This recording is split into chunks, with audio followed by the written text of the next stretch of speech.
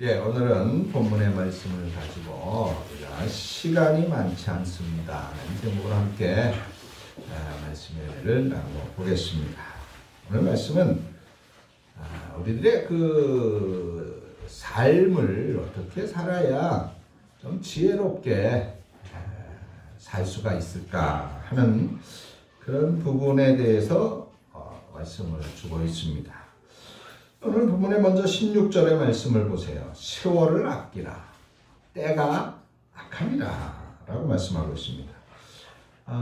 이 세월을 아끼라 라고 하는 말씀은 뭐 절약해라, 시간을 아낀다, 뭐 그런 정도의 뜻이 아닙니다.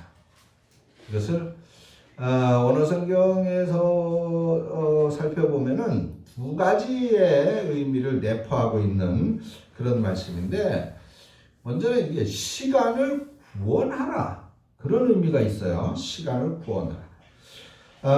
이 아끼다라고 하는 단어는 엑스아고라조라고 하는 헬라어의 단어입니다. 근데 아고라는 물건 파는 시장을 아고라라고 그래요. 거기다가 엑스라고 하는 접두사가 붙어서 무엇으로부터, 그러니까 무엇으로부터 사와라, 구원해라, 사라, 그런 의미거든요. 그래서 이것을 문자적으로 해석하면 시장으로부터라는 것입니다. 시장으로부터. 그러니까 시장으로부터 사와라, 시장으로부터 구원하다, 사오다. 그럼 어떤 물건을 시장에서 이제 사오려면은 어떻게 해야 돼? 대가를 지불해야 되잖아요. 값을 지불해야 되지 않습니까? 그래서 이 단어가 성경의 다른 곳에서는 속량하다, 값을 지불하다, 그런 뜻으로 사용하고 있단 말이죠. 그래서 예수님께서는 우리 죄를 속량하시기 위해서 값을 지불하고 저와 여러분들을 사셨던 것입니다. 그래서 우리가 구원받았다 라고 하는 이 말은 예수님께서 자기의 피로, 자기의 생명으로 우리들의 값을 내시고 우리를 사셨다, 우리를 구원하셨다 라고 말하고 있는 것입니다. 그래서 이 세월을 아끼다 라고 하는 이 단어는 아무튼 뭐예요? 시간을 구원하라 라고 하는 그런 뜻을 먼저 가지고 있다. 어떻게 보면은 우리는 하나님께서 우리에게 주신 이 소중한 시간들, 그 시간들을 마귀에게 뺏기면 안 돼요. 그렇지 않습니까? 그거는 시간을 잃어버리는 거예요. 구원하는 게 아니라, 시간을 얻는 것이 아니라, 사는 것이 아니라 잃어버리는 것이 됩니다. 정말 우리는 서로 사랑하면서 살아도 짧은 삶인데 모든 사람들을 미워하거나 싫어하면 되겠습니까? 그러니까 누구를 미워하면 산다, 누군가 밉다, 그러면 그거는 분명 마귀에게 시간을 빼앗기는 거예요. 용서하면서 살아도 짧은 인생인데 아무에게는 절대로 나는 용서가 안 돼, 아무에게는 절대로 용서할 수 없고 용서하고 싶은 마음이 안 들어 라고 생각한다면 그 역시 뭐예요? 마귀에게 시간을 뺏기면서 사는 거예요. 우리가 근심하고 걱정하고 낙심하고 절망하고 분노하고 다투고 그런다면 그런 시간들은 뭐예요? 다 마귀에게 우리의 시간을 뺏기는 거예요. 그는 우리의 시간이 아닌 거예요. 그러므로 우리가 지혜롭게 살려면 이런 마귀에게 빼앗기는 시간을 되찾아야 된다는 것입니다. 그것이 바로 시간을 구원하는 거예요. 마귀에게 빼앗긴 시간을 구원하는 거예요. 마귀에게 빼앗긴 시간을 되찾는 것이 바로 시간을 구원하는 것이다. 엑스아고라조라고 하는 단어가 그런 의미를 갖고 있다라고 하는 것입니다. 두 번째로 이 단어에는 기회를 선용하라는 의미를 갖고 있어요. 자, 여러분, 우리 시간, 내 시간은 언제일까요? 내 시간은 과거도 아니고 그리고 미래도 아닙니다. 내 시간은 오직 지금인 거예요. 지금. 현재가 내 시간입니다. 과거는 뭐예요? 이미 지나간 시간이잖아요. 그렇기 때문에 그 과거는 이제 내 시간이 아닌 거예요. 미래는 뭐예요? 미래는 아직 오지 않았어요. 우리가 그 미래의 시간을 어떻게 할 수가 없어요. 그래서 미래도 내 시간이 아닙니다. 아닙니다. 내 시간은 지금인 거예요. 지금 현재입니다. 그래서 지금 이 시간, 지금 현재의 시간을 우리는 선용해야 되겠다라고 하는 겁니다. 즉 선용한다라고 하는 말은 제대로 활용해야 된다 그 말이에요. 제대로 의미 있게 지금 내 시간을 활용해야 된다. 옛날에 그 미국에 윌킨스라고 하는 청년이 있었습니다. 자동차 세일즈맨으로 있다가 군대에 갔어요. 근데 군대 간 지 얼마 안 있다가 우리나라 6.25가 난 거예요. 한국 전쟁이 일어났습니다. 그래서 한국에 와가지고 이 공산군과 싸웠어요. 그러다가 1951년에 그만 북한군의 포로로 잡혀가지고 포로 수용소에 가게 됐습니다. 그 포로 수용소의 삶이 얼마나 열악하고 힘들겠어요. 그 대부분의 포로들이 언제 석방될지 모르니까 좌절과 낙담과 그리고 암담한 현실 속에서 대부분 절망하면서 그렇게 하루하루를 살고 있었던 겁니다. 그런 여건 속에서 이 윌킨스라고 하는 사람은 뭘 했는지 아세요? 바로 동료 포로들의 이름과 주소를 하나하나 만나면서 적었다는 것입니다. 무려 3,272명의 신상을 기록을 했대요. 또 이름과 주소만 적은 게 아니라 그 사람이 만약에 이 포로 생활에서 이제 전쟁이 끝나서 석방이 된다면 그러면 당신은 고향에 가서 무엇을 할 것이냐, 그리고 이제 돌아가면 차도 사야 될 텐데 어떤 차를 타고 싶으냐, 사고 싶으냐, 이런 것들을 다 기록을 했다고 합니다. 시간은 준비된 사람에게 온다는 말이 있죠.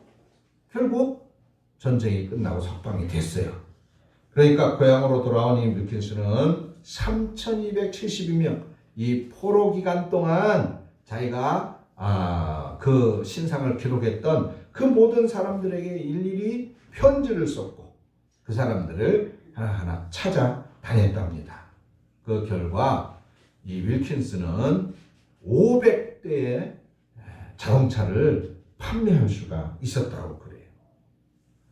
기회라고 하는 것은 그냥 내가 가만히 놀고 편안하게 있는데 찾아오는 것이 절대로 아닙니다.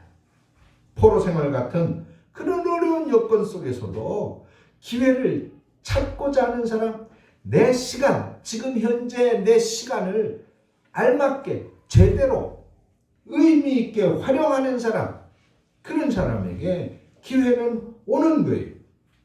문제는 그 기회를 선용하느냐 아니면 아까 말씀드린 것처럼 그 시간들을 마귀에게 빼앗기고 마느냐라고 하는 것에 달려있는 것입니다.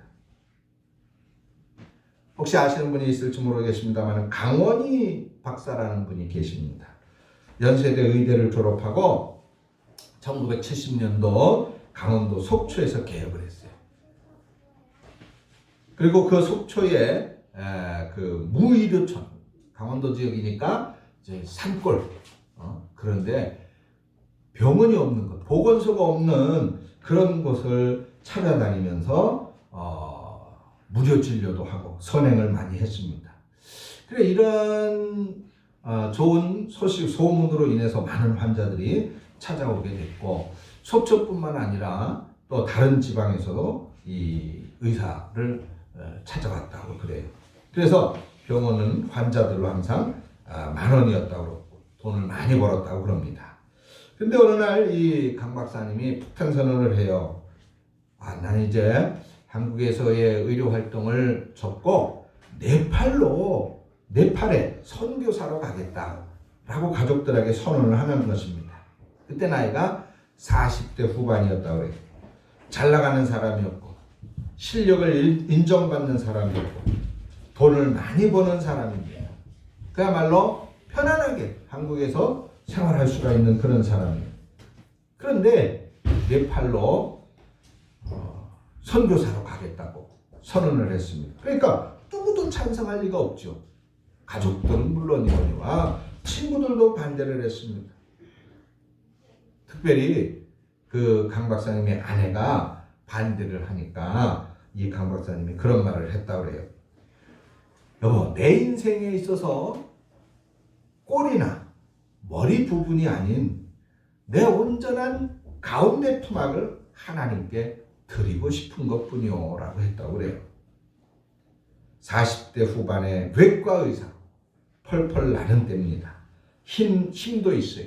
실력도 무르익어 가는 때입니다. 그럴 때 그는 안락한 편안한 한국에서의 의사 생활을 접고 네팔, 방글라데시, 스리랑카, 에티오피아 등으로 의료 선교 활동을 다니게 되는데 무려 35년여 동안 약 40년 가까이 그렇게 의료 선교 활동을 하게 됩니다.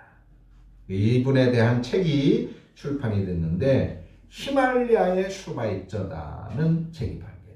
히말라야의 슈바이처. 여러분, 오늘 본문 말씀에 17절 말씀에 이렇게 말씀했어요. 그러므로 어리석은 자가 되지 말고 오직 주의 뜻이 무엇인지 이해하라. 주님의 뜻이 무엇일까? 과거가 아닙니다. 미래가 아니에요. 지금 내 삶에 있어서 주님의 뜻은 무엇인가? 지금 내 삶에 주님께서 바라보시면서 무엇이라고 하실까? 우리가 하나님의 뜻, 사실 하나님의 뜻을 우리가 자주 말을 하게 되는데 근데 사실 잘 알 수 없는 것, 잘 모르는 게 바로 이 하나님의 뜻입니다. 이 하나님의 뜻에는 보편적인 것과 구체적인 것으로 나눌 수 있습니다. 자, 보편적인 하나님의 뜻은 우리가 알기 쉬워요. 보편적인 하나님의 뜻. 여러분, 미워하는 게 하나님의 뜻입니까? 사랑하는 게 하나님의 뜻입니까? 그래요. 헌신하고 봉사하는 게 하나님의 뜻입니까? 극심한 이기주의에 빠져서 나만 알고 나만 챙기고 나만 최고라고 생각하는 교만함이 하나님의 뜻입니까? 당연히 헌신하고 봉사하는 거죠. 이 보편적인 하나님의 뜻, 이건 우리가 잘 알고 있습니다. 이건 구분하기가 너무 쉬워요. 자, 근데 구체적인 하나님의 뜻, 이게 문제야. 내가 지금 이렇게 사는 게 정말 하나님의 뜻인가 아닌가?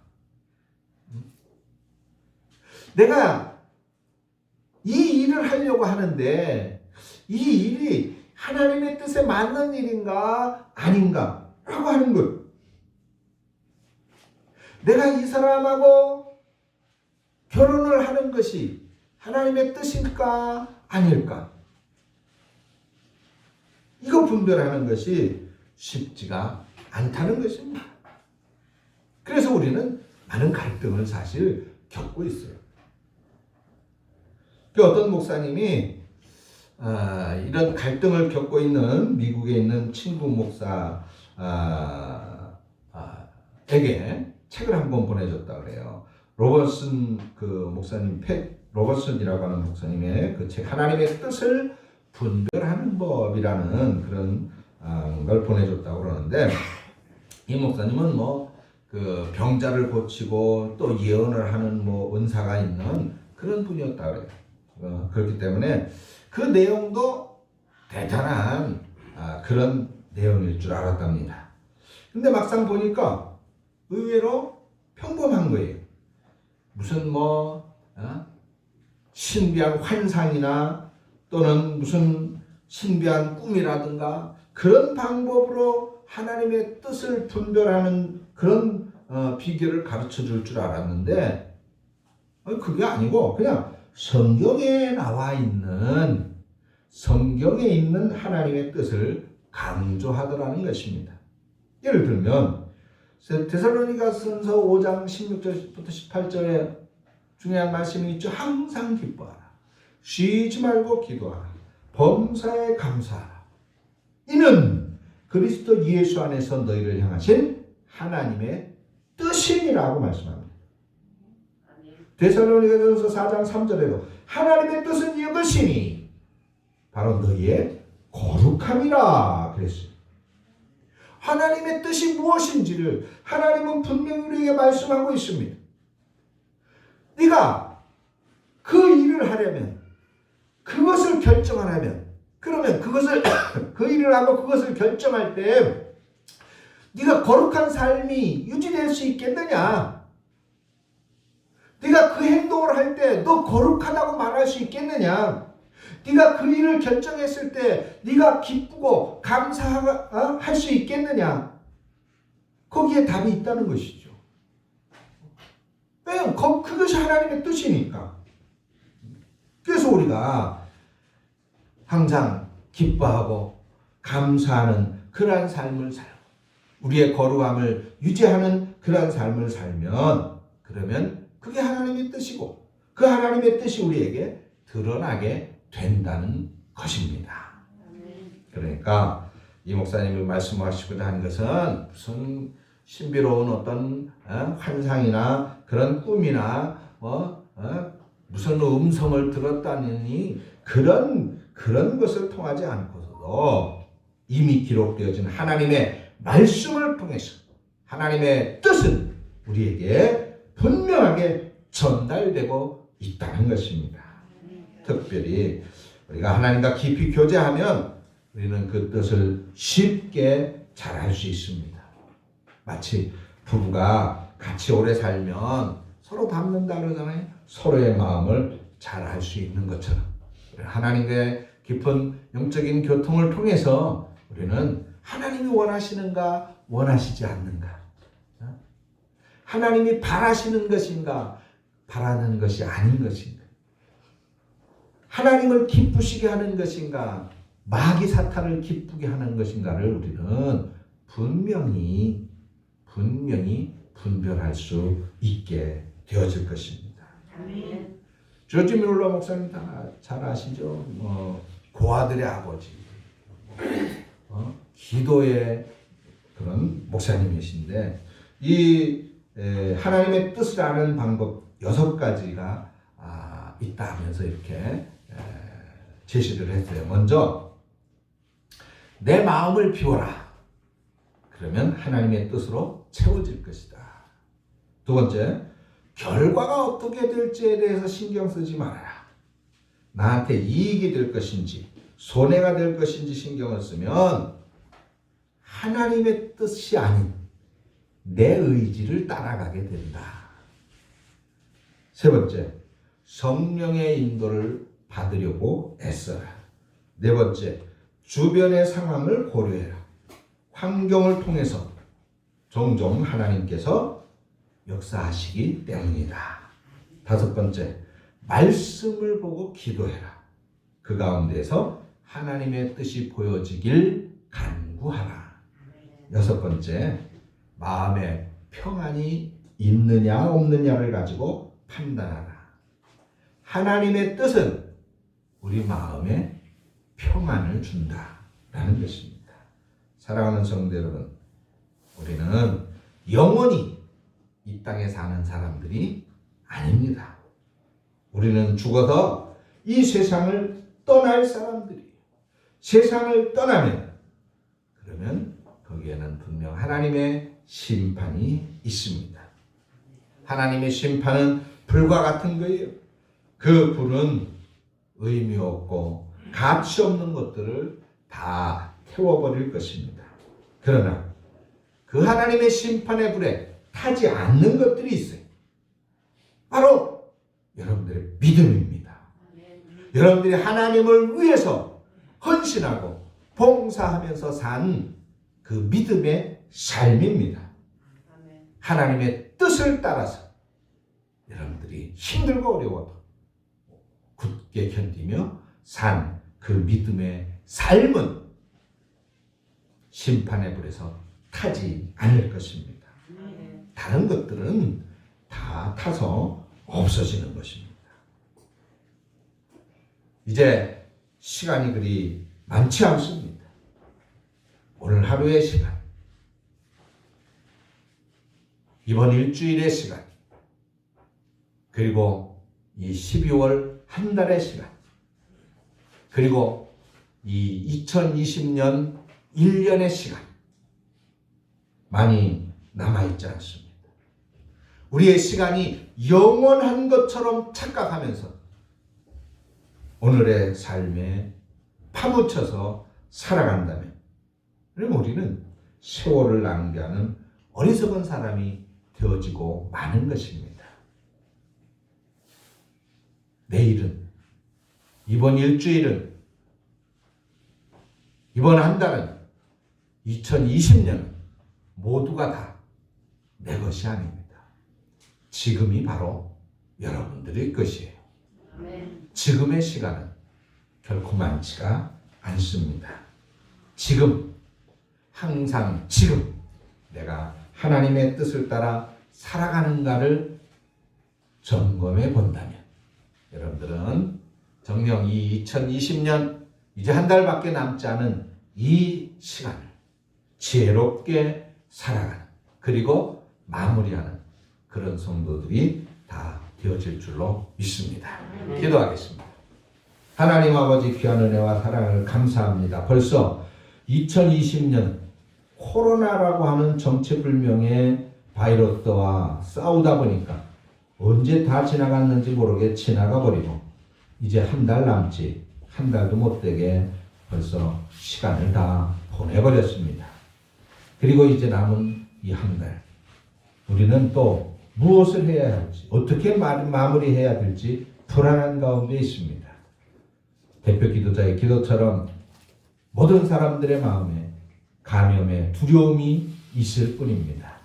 이런 속에서 오늘 우리는 지금 오늘 하루 내 시간 여기에 충실하면서 여기에서 하나님의 뜻을 알고 그 하나님의 뜻을 이루기 위한 거룩함과 그리고 감사와 그리고 기쁨의 삶을 유지할 수 있는, 지킬 수 있는, 그리고 하나님 앞에 유의미한 그러한 삶을 위한 나의 노력과 헌신을 부를 수 있는 그런 성도들이 되게 하셔서 실로 우리가 오늘 이 악한 시대 속에서 어리석은 사람이 아니라 주님의 뜻이 무엇인지를 이해하고 그 주님의 뜻을 따라 살아가는 지혜로운 사람들이 다 되어지도록 주님이 인도하여 주시옵소서. 예수님의 이름으로 기도합니다. 아멘.